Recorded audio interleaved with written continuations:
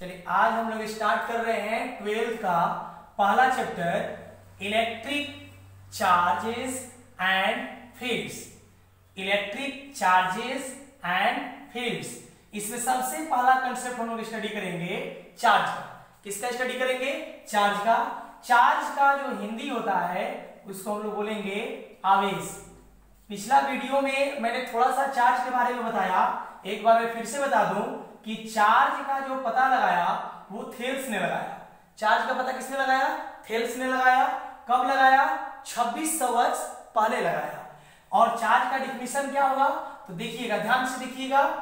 Charge of a material body और particle acquired और natural, या तो कोई बॉडी नेचुरली चार्ज होगी या तो उसको चार्ज किया जाएगा due to which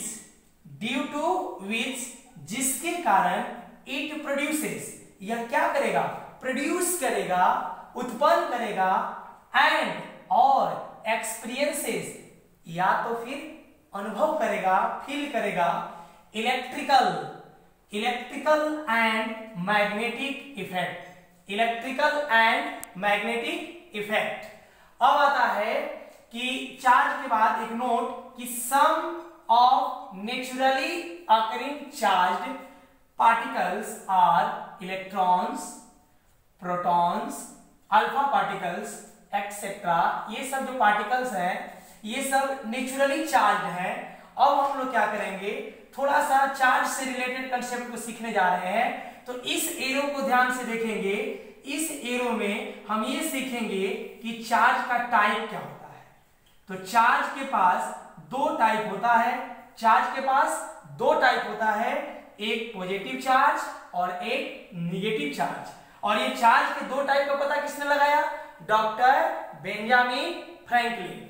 doctor Benjamin Franklin ने बताया कि चार्ज के पास दो टाइप होता है, पॉजिटिव और निगेटिव। अब यहां पर वाला एरो का मतलब समझेंगे। यहां पर चार्ज कैसी क्वांटिटी है उसका हम लोग एक्सप्लेनेशन करेंगे। तो चार्ज स्केलर क्वांटिटी है। चार्ज कैसी क्वांटिटी है? स्केलर क्वांटिटी है। यहां वाला एरो जो है हमको बताता है चार्ज का यूनिट। चार्ज का यूनिट, तो चार्ज का एसआई यूनिट कूलम होता है। चार्ज का एसआई यूनिट कूलम होता है और CGS unit CGS unit, charge का सीजीएस यूनिट ESU। E का मतलब इलेक्ट्रो, S का मतलब स्टैटिक और U का मतलब यूनिट। यानी चार्ज का दो यूनिट पढ़े, चार्ज का एसआई यूनिट कूलम, चार्ज का सीजीएस यूनिट ESU मतलब इलेक्ट्रोस्टैटिक यूनिट। और यहां पर जो बात, इस एरो से हम लोग जो एक्सप्लेनेशन लेंगे, यहां पर ये चार्ज का डायमेंशन का बात करेंगे। हम लोग चार्ज के डायमेंशन का बात करेंगे।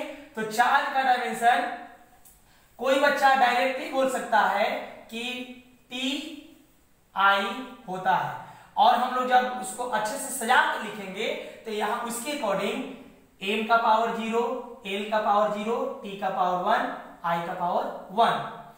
अब एक बात यहां पर याद रखना है कि चार्ज का जो यूनिट दो हम लोग पढ़े, एसआई यूनिट और सीजीएस यूनिट। तो जब हम बोर्ड को इरेज करेंगे, जब आप लोग अच्छे से उतार लीजिएगा तो हम बताएंगे कि चार्ज का जो एसआई यूनिट कूलम होता है वो एक बड़ा यूनिट है, इसलिए हम लोग छोटे यूनिट के रूप में माइक्रो कूलम, नैनो कूलम, मिली कूलम का यूज करते हैं। और यहां पर एक बात याद रखना है कि अगर आप फिजिक्स का स्टडी कर रहे हैं तो सबसे पहले आपको बेसिक मैथ और वेक्टर को हमेशा अपने साथ रखना होगा। तो अब आप लोग इसको अच्छे से उतार लीजिए, हम इसको अब इरेज कर रहे हैं। अब हम लोग चार्ज के कंसेप्ट में ही थोड़ा सा एक बात सीखेंगे एटम के बारे में। हम लोग एटम के बारे में पहले से भी जानते हैं और फिर से एक बार देखेंगे कि एटम के पास तीन particles, fundamental particles, electron, proton, neutron. और इसमें याद रखना है कि इलेक्ट्रॉन का मास 9.1 × 10⁻⁻31 केजी होता है। उसके बाद प्रोटॉन का मास 1.672 into 10⁻⁻27 KG.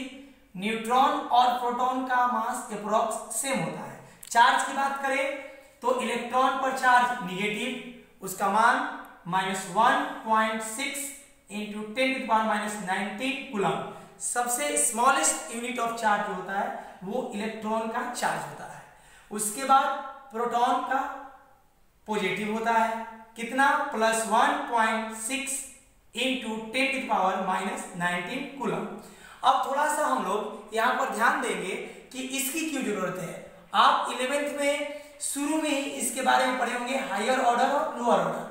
Higher order lower order में इसलिए हमको जानना जरूरी है कि जब हम न्यूमेरिकल्स करेंगे तो कभी कभी माइक्रो बोल देगा, कभी मिली बोल देगा, तो कितना होता है इसके लिए हम लोग को जानना जरूरी है।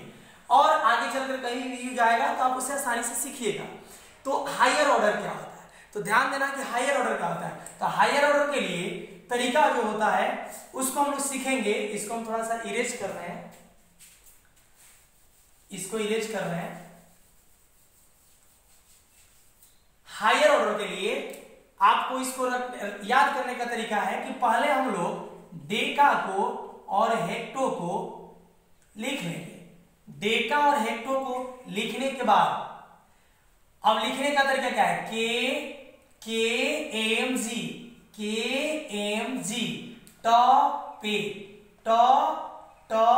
पी से पे तो हो जाएगा पे।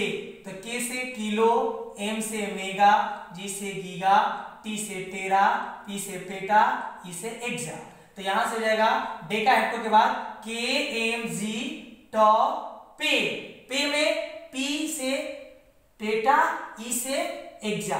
तो deca hecto kilo mega giga tera peta exa. अब लोअर ऑर्डर की बात आएगी तो पहले हम लोग डेसी और सेंटी को लिख लेंगे। उसके बाद इसको दो दो करके लिखेंगे। कैसे लिखेंगे, MM NP, MM NP FA, यानी डेसी सेंटी, एम से मिली, एम से माइक्रो, एन से नैनो, पी से पिको, एफ से फेम्टो, ए से ऑटो। यानी अब पूरा का सीक्वेंस को पढ़ें तो deci centi milli micro nano pico femto atto. अब हायर ऑर्डर और लोअर ऑर्डर, तो डेका और हेक्टो में 10 का दोनों तरफ 10 के पावर में लिखना है। तो 10 का पावर पॉजिटिव लेंगे हायर ऑर्डर में, 10 का पावर नेगेटिव लेंगे लोअर ऑर्डर में। तो डेका हेक्टो किलो तक 1 2 3, डेसी सेंटी मिली तक -1 -2 -3। उसके बाद अब 3 का हम लोग टेबल पढ़ेंगे। तो टेबल पढ़ते समय केयर करना है कि 3 का किलो के बाद अब 3 है तो 3 के बाद 6, फिर 9, फिर 12, 15, 18। अब इस तरफ लोअर में निगेटिव साइन के साथ तो क्या आएगा, -6, -9, -12, -15, -18।